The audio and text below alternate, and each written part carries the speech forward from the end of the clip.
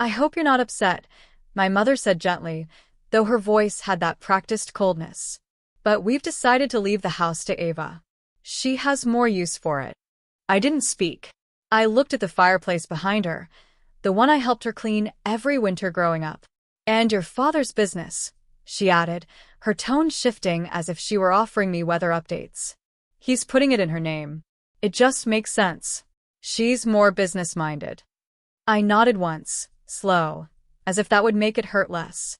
Ava stood beside her, smiling that perfectly white smile she'd worn since high school, arms crossed like a queen receiving her crown.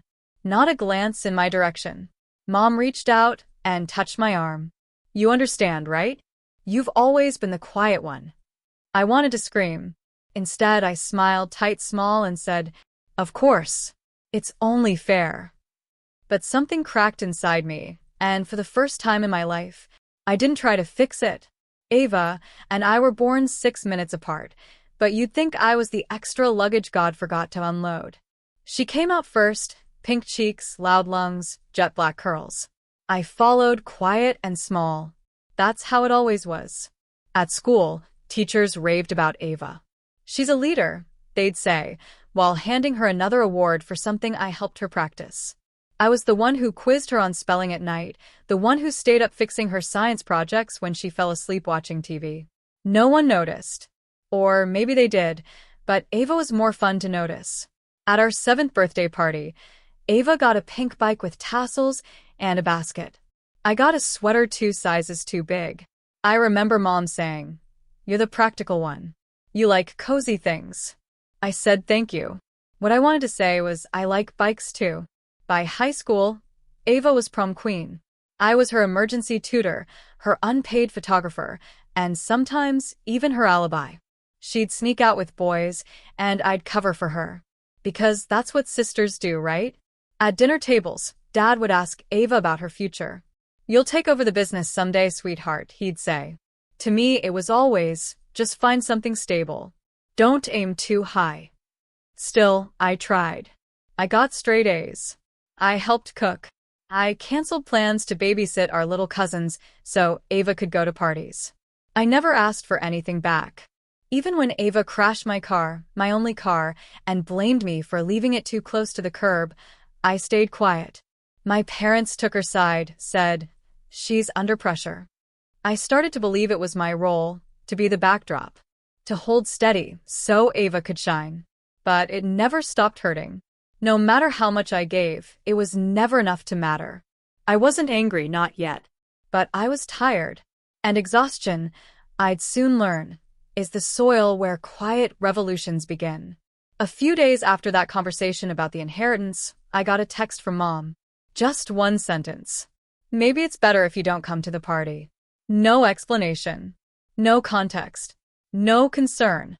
The party was Ava's celebration dinner, a double whammy, her promotion and the official announcement that she'd be taking over Dad's company. They were hosting it at the country club, inviting family, old teachers, even local press. I was supposed to help with the guest list. I'd even designed the invitations. And now, I wasn't invited. I stared at the message until the words blurred. Then I called my mother. She picked up on the 3rd ring. "Honey, this isn't personal," she said, already on defense. "It's just, Ava's worked so hard. We don't want anything to feel awkward." Awkward. That was the word they always used when they meant inconvenient. When I didn't fit the image. "I just think," she continued, "you'd be more comfortable staying out of the spotlight this time." That time. As if I'd ever had a turn in it. I didn't argue. I said, "Okay." Then I hung up. I didn't cry. I didn't throw my phone. I didn't text Ava. I just sat there in that strange kind of quiet where you realize you're finally done begging to be included. And for the first time, a thought came through clearly. What if they were wrong about me? That night, I deleted the family group chat. No dramatic exit. No long messages. Just left quietly. I stopped checking their social media. Unfollowed everyone without blocking. I didn't want to cause a scene.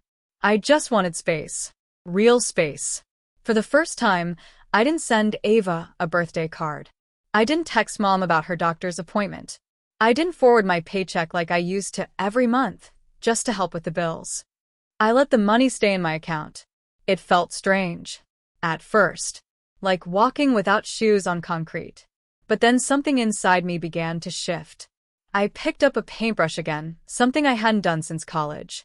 I signed up for a weekend retreat I used to dream about but always said no to, because they might need me.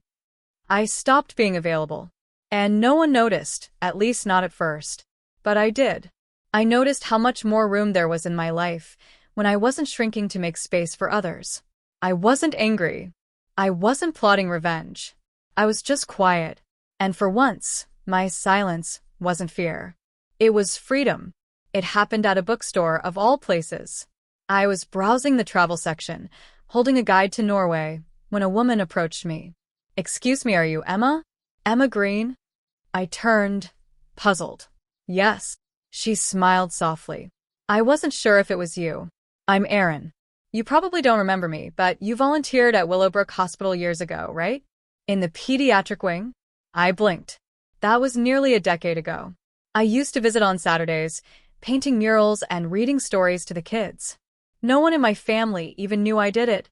My daughter, Lily, was there. Erin continued, eyes glistening. "She had leukemia. You used to sit with her. You painted that giant sun on her ceiling and told her stories about a flying fox named Charlie." I laughed. Wow. I hadn't thought about that in years. Well, she remembers. We both do. Erin's voice cracked. She's 12 now. In remission. Every birthday, she asks me if the Sunshine Lady is okay. I felt something catch in my throat. Erin looked down, then back up with something like shame. "I saw that post your sister made, the party photos. And the comments. I don't know what happened between you and your family, but they made it sound like you were just bitter or distant."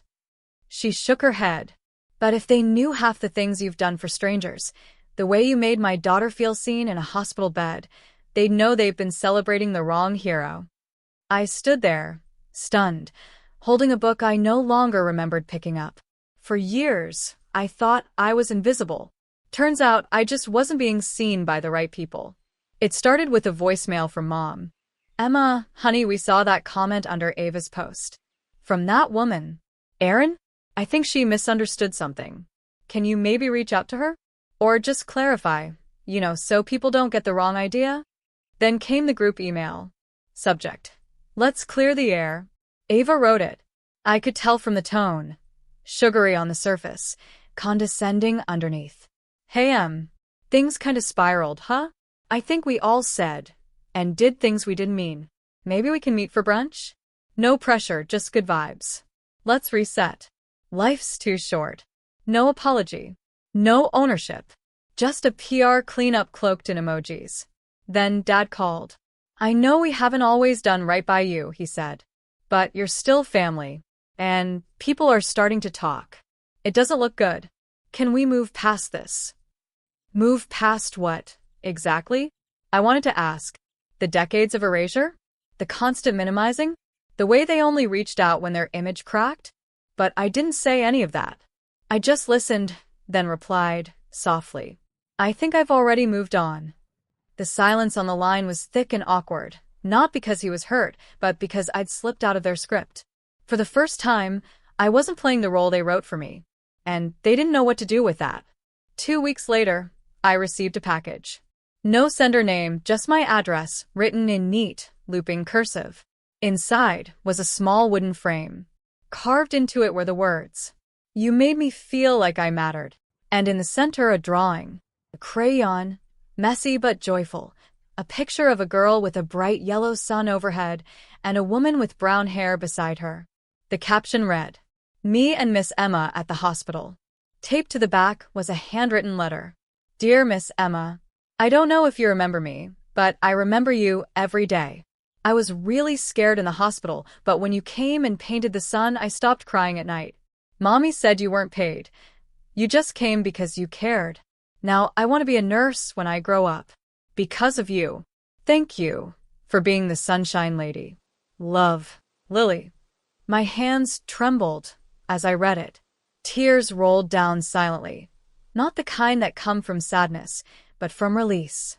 All those years I had poured love into people who treated me like an afterthought, and here it was, returned in a child's handwriting. Later that night, I got a voice memo from Erin. Emma, I just wanted you to know, that frame was Lily's idea. She worked on it for weeks. We don't want anything from you. We just wanted you to know you left a mark. The good kind. The kind that doesn't need spotlights to shine. I played it twice. And then again. I hadn't realized how much I'd needed someone to see me, not for how well I faded into the background, but for how much light I still carried in me. Not because I gave it all away, but because I finally stopped giving it to people who couldn't see it. It was Ava who showed up at my door. I saw her through the peephole, full makeup, holding 2 overpriced coffees and that overly rehearsed smile she wore whenever she needed something. I opened the door halfway. Hey, she said lightly, like nothing had happened. Can we talk? I leaned against the frame, but didn't invite her in. She sighed. Look, I know things got messy, but I miss my sister. I didn't respond. She shifted, trying to fill the silence. Mom and Dad miss you too.